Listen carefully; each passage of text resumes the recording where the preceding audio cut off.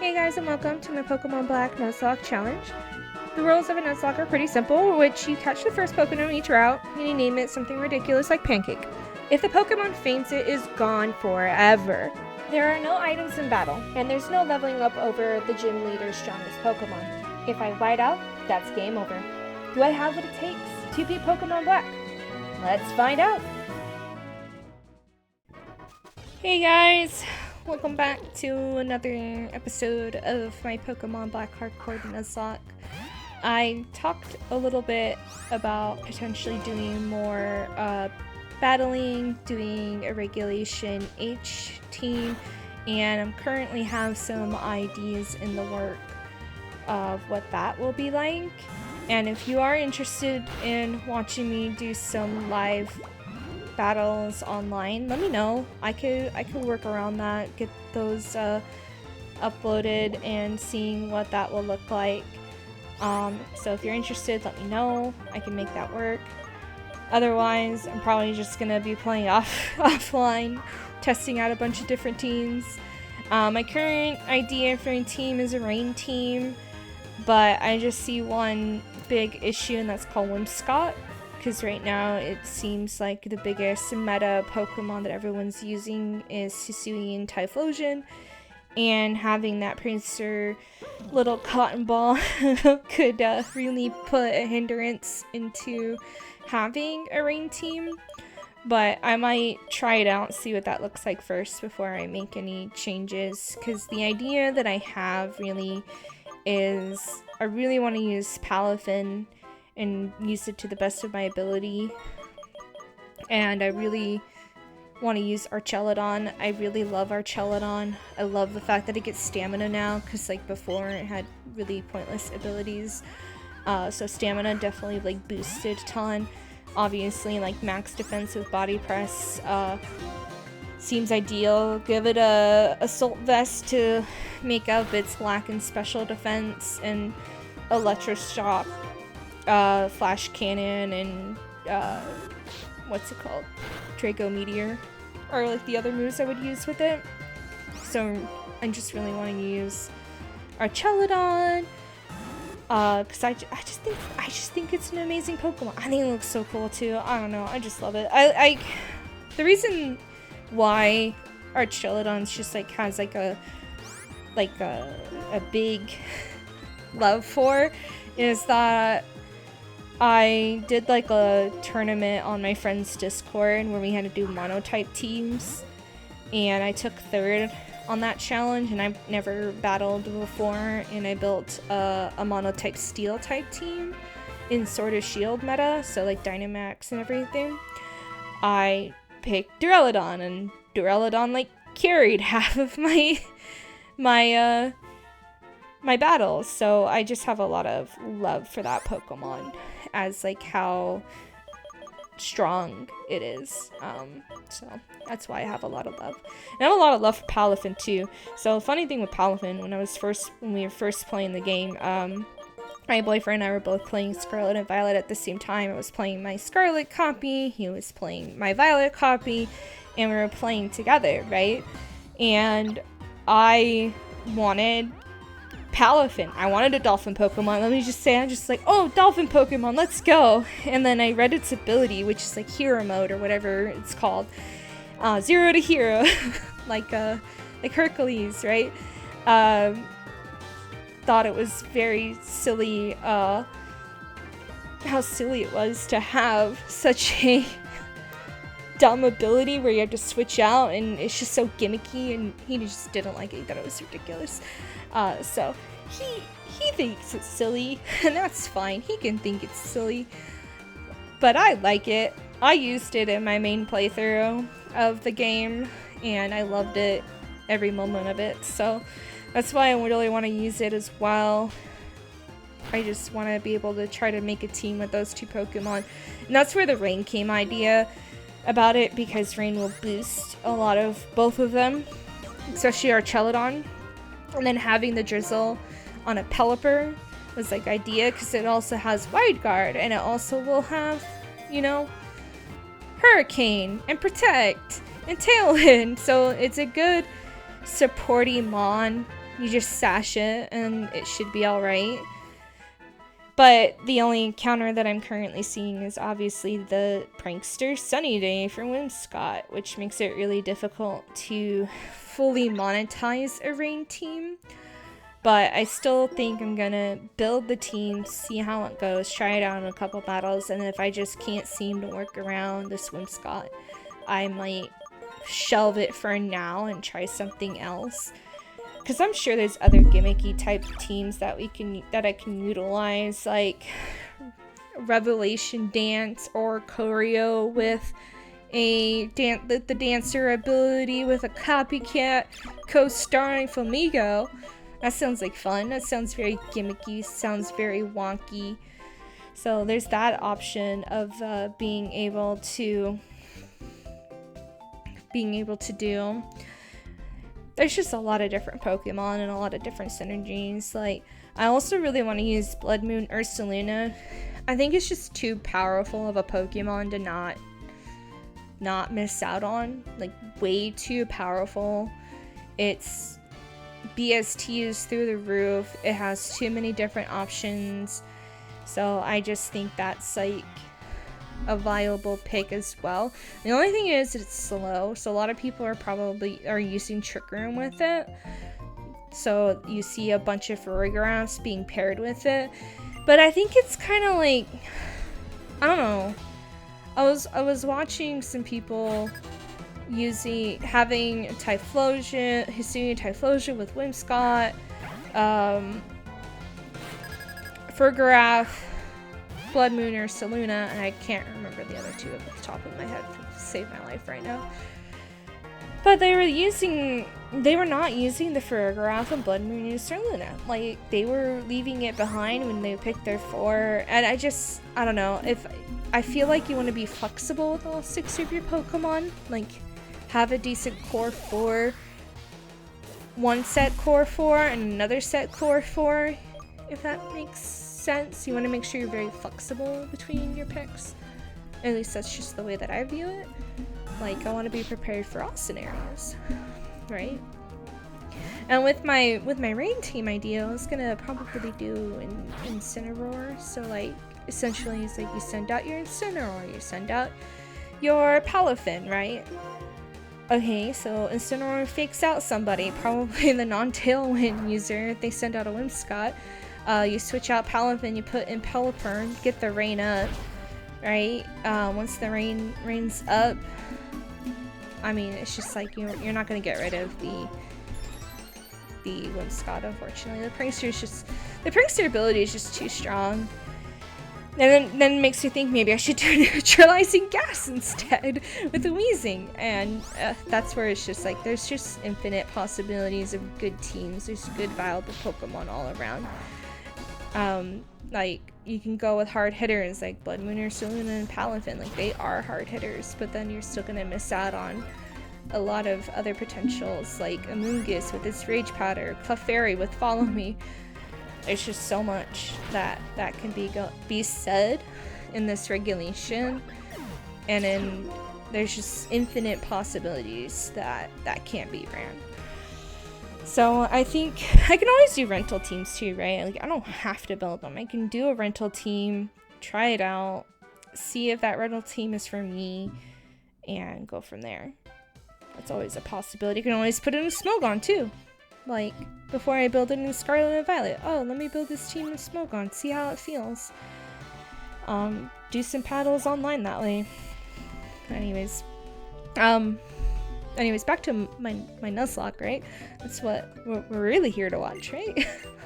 Not just the possibility of doing online battling.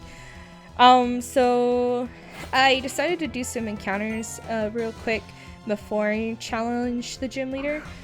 I just felt like my core was pretty weak, and like, yeah, I have the Sandile, but the Sandile is not viable until it evolves. It doesn't evolve until I think 29 anyways, so Sandile's there. Obviously, I still want to be able to negate some of the electric moves. I don't really plan on like sending out like the Pignite because of the Molgas and their aerial aces. I have Herdier. I wish it was like Intimidate though. Like, not having an intimidating mon is just really throwing everything for a loop. Having the Watchdog is important because I think having that, I think it's called Super Fang, where it just automatically does 50% of the HP is super viable. Leopard for Fake Out is always going to be like the key indicator. And then a sleeper agent that I recently caught is the Audino. So Audino, aka Knockoff Chansey, Audino has the ability for Generator. And when I was looking at this Audino, I was like, I'm not going to use it. Audino seemed like, yeah, it's bulky, but like, it's not going to do any damage. I'm like, first off, I think it does more damage than anyone else on my team, which is crazy to me. Granted, I got unlucky with having 2 modest physical attackers, so I will say that is very unlucky. So having my Audino be more attack focus is kind of crazy. So I was like, okay, Regenerate. I'll teach it Retaliate just to be on the safe side when it comes to, like, oh, say she does end up knocking out my Watchdog, because my Watchdog isn't a Pokemon I plan on, like, keeping forever. But it's still, like, a pretty solid normal type. And I might use it at the clay fight just to lower the Exactadrill's HP down by half, like, really quickly. So that's always a potentiality, like having a salute, like having a way to get down to half health, I think is really powerful. But I was also looking at Audino's move. It has secret power. Now, I don't know much about secret power, so I had to like look it up because the only thing I know from it is in Pokemon Emerald and building secret bases with it. I mean, that's basically why it was secret power, secret bases. And apparently it has a 30% chance to paralyze in this game in a building, which is in a building because we're in a gym leader building.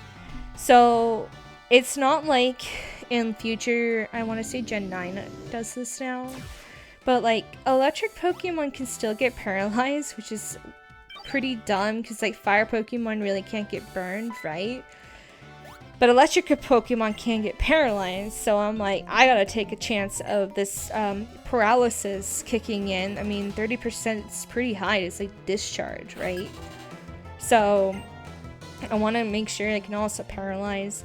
And then if, you know, Audino gets too low, I switch out and regain his HP through Regenerator. Who better to switch out when it's Volt switching then on to the Sandile.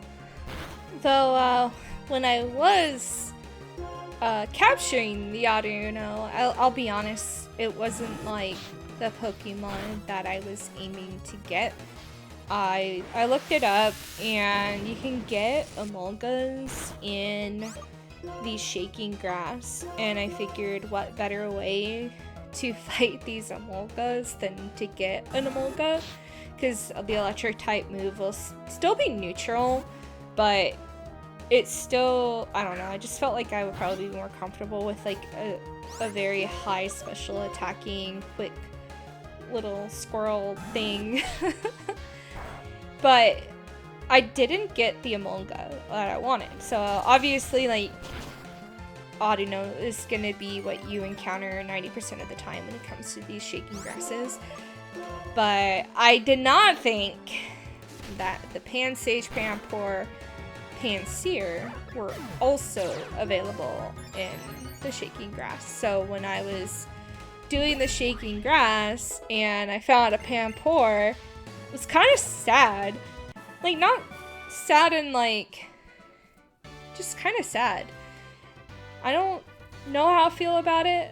I think I'll figure it. I'm hoping it'll be a good pick for Clay. It's kind of what I'm hoping for. But anyways, here we are. We're at the gym leader.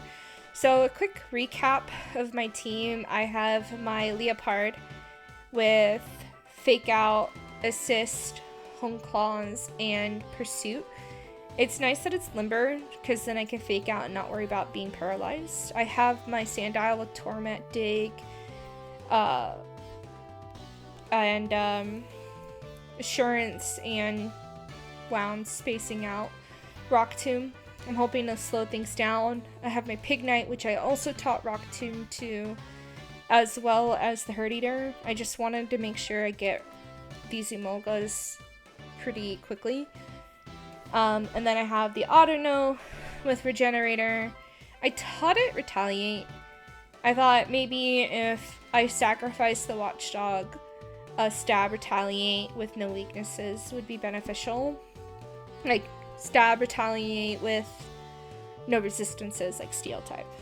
And then I have the Super Fang.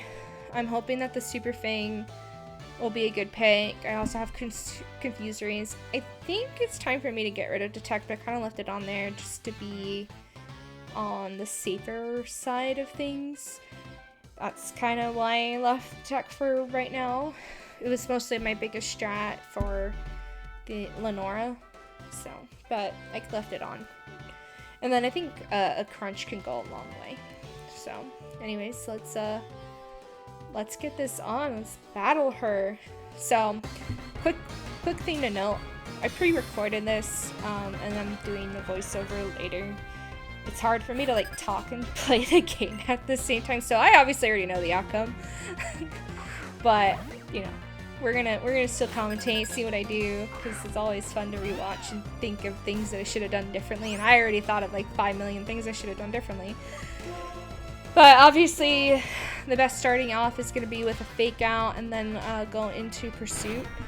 The biggest idea of why I chose to go with Pursuit rather than switching over into Sandile to prevent the Volt Switch is that I thought the Emolga would be faster, but double damage Pursuit, because it's supposed to do more damage when it switches, was kind of the idea of why I went for Pursuit instead of switching.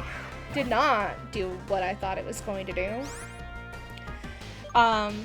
Obviously I didn't like how much damage that's going to take, and switching to prevent the secondary Volt Switch is going to be nice. So switching over to my Sandile is probably the smartest move that I can make for right now. And I know I can tank a hit from one of these Emolgas, so going for the Rock Tomb, trying to slow it down, is kind of the main purpose of this. However, I unfortunately missed the Rock Tomb. That's what I get for using 80% accurate moves. That's why I hate rock Pokemon. They don't have good stab moves. They don't have good, because they're only 80 to 95% accurate. None of these stab rock moves are 100% accurate. It's so dumb. So, switching into Audino to tank this Aerial Ace, and look at that! Does no damage, let's go! Obviously I know a Volt Switch is coming, however, it just makes the most sense to go for the attack, because I'm pretty relatively healthy. But now I'm not, because it critted! And then this is where I do dumb things, and decide to stay in and stuff, and do dumb things. And I'm not joking when I say I do dumb things. So like, it's in red health. I have one of two options. I can attack, but I chose to use Attract. I was like, you know what? Let's negate the moves of this Pokemon. Let's use Attract. The thought was that I could keep attacking it while it'll be immobilized, because I believe it's like a 25% chance of it being immobilized by Love. So it's like pretty high chances, but still, it's taking a gamble. And what I should have done, since I know it's going for Volt Switch, is to switch into Sandile. But luckily, it got immobilized. I was able to use Secret Power, and I got it to paralyze, so I got to use it again. So I'm like, okay, well, if it gets immobilized again, or it paralyzes this turn, right? Because it got like 2 chances now. I could pretty much guarantee the fact that it would use another Hyper Potion. So that's kind of like what's going on in my mind right now, is like, okay, is this going to random move? Is this going to Volt Switch? I'm taking a gamble that it's going to Volt Switch and sending out my Sandile, and I was right. It does Volt Switch. Now, I know it's gonna go for Aerial Ace, and I'm gonna send out the Audino because I know Audino can take it compared to anyone else on my team. I don't know, I didn't check the stats of anyone else on my team. Probably should have beforehand, or at least during. I'd be like, who else can take an Aerialis? So, and I obviously just was switching it in and out just to get its health, get it back to healthy. Because Audino being healthy, being able to tank things is very important. So now that my Audino is in good health, right, this is where the thinking comes in. Is like, I know it's going for Aerialis, that's the move that we've seen, that's the move that we know. What are we going to switch in? Because the next move it's going to go for is Volt Switch, right? And it has that second Emolga in the back in red health that the second it comes out is going to heal. And I want to like take advantage of that heal to put in like maybe a better hard hitter in there, right? So that's kind of what I'm trying to figure out, is like who do I want to send out next, and that's what I'm currently thinking about. And ideally it's Audino because I want to be able to restore its HP to a very healthier amount than it already is, right? And with it going for another Volt Switch, because that's for sure knows coming, I want to bait out its second Hyper Potion. I don't want it to use it on its... Wow, I'm blanking on its name, but it's Ace, Substrika. I don't want to use it on Substrika. So I know it's gonna switch, like, that's basically what I want to do. I want to bait it out. So I know it's gonna heal, and it just makes the most sense to take the opportunity and set up a little, because maybe Herdier will survive long enough for it to do something. Maybe it'll get paralyzed. Those are the thoughts that I'm running through my head. It's like, Herdier has a chance to actually do something with it. And we know it's going to survive another Volt Switch if it doesn't have a crit. And, you know, I crit. So we don't have to worry about it. Right? So now it's just between one Emolga, which it's going to send out, and Substrika. So those are the two Pokemon that it's going to basically switch in between. So I know it's going to switch, and I want to stay in. The thought of why I want to stay in is because I want to be able to slow down the Substrika and be faster than it, because that's a fast mon. Like, it is so fast. So that's kind of why I stay in here, making sure I secure some speed reduction. And then this is where it gets tricky, because I actually don't know if it's going for a Volt Switch or any electric move. I just assume that it is, because that's what it's been doing this whole time, it's Volt Switching. So I'm assuming it's going for Volt Switch. So sending out Sandile. This is where I wish I had Intimidate, because like if I had Intimidate on this thing with the Audino switches, I'd be chilling. The only other move that it has at this point is gonna be a speed buff move. Kind of sucks that that's the only move that it gets. So I figured, well, if it's gonna go for Flame Charge, I might as well send in my Fire type. That way, when it Volt Switches next turn, I am in a decent spot with Pokemon. And so, going for the Rock Tomb, because we know it's switching, going to Emolga. You know, being able to predict its moves like that is pretty beneficial, to say the least. And yeah, so I get that Rock Tomb up. Almost does half. It would have been nice if it did more than half. And then this is where I mess up. And you're probably wondering, how do you mess up? I assume it's going for Aerial Ace. Not Aerial Ace. I assume it's going for Electric move. And that's how I mess up. It went for Aerial Ace, and I'm just sitting there like, no! Thinking like, it's gonna die. It survives on 2 HP. That is how lucky I got. Like, I should have lost it. I should have lost the Sandile. But luckily it didn't crit or anything. And this is how I know when it's at 2 HP, it's always gonna go for Quick Attack over any other move. But that was like really scary. So I know it's Volt Switching, I know it's faster than me, so I went for a track. I figure immobilizing this Substrika is going to be like the biggest thing for me. And it has no more heals. We baited out both Hyper Potions on Molga, so we're fine as potion wise. We just want to make sure this Substrika can't move, essentially. And sure enough, I get lucky. And I got the para, got lucky again. I was really lucky with both of those things. So I'm like, okay, well, it can't really hurt me again, right? Now I'm faster than it. Going red HP. Can't use any potions. And it gets immobilized again.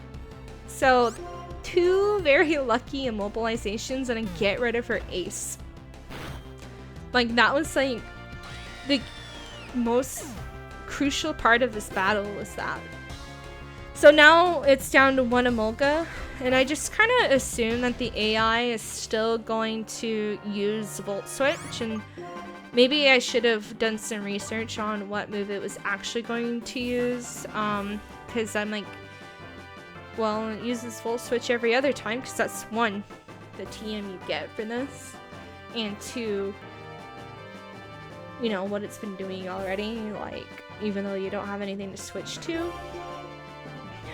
So, I'm like, maybe it will Volt Switch. Let me just throw in the Leopard, because it can take 1 thing, and I can fake out it.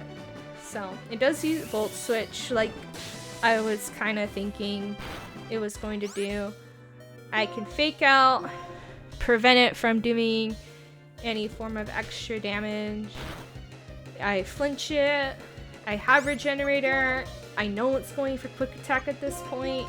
Switch back into my Audino, and then Secret Power. It should just win me the game at this point, because if it's gonna go for anything, it is going to go for a Volt Switch. It just critted on the Quick Attack, by the way, so chances of it critting again are pretty low. But Volt Switching doesn't do a whole lot of damage. It either needs to die, and it does. And that's kind of how I did it. My only mess up, like I mentioned earlier, was accidentally switching my Pignite into Sandile. Not thinking that, like, thinking it was going for Volt Switch when it was actually going for Aerial Ace, because it definitely saw the kill with Aerial Ace, so it's Aerial Ace 100% of the time. I just 100% what the AI was thinking, but I was not thinking that. And that's another gym badge down. I hope you guys are liking this series. I put a lot of work into these to try to be as entertaining as possible, and which I just ask that you subscribe. It doesn't cost anything. I'm not asking very much, but also leave a comment if you have a nickname suggestion for these Pokemon. I'll be more than happy to do that for y'all. But until then, I'll see y'all next time. Peace.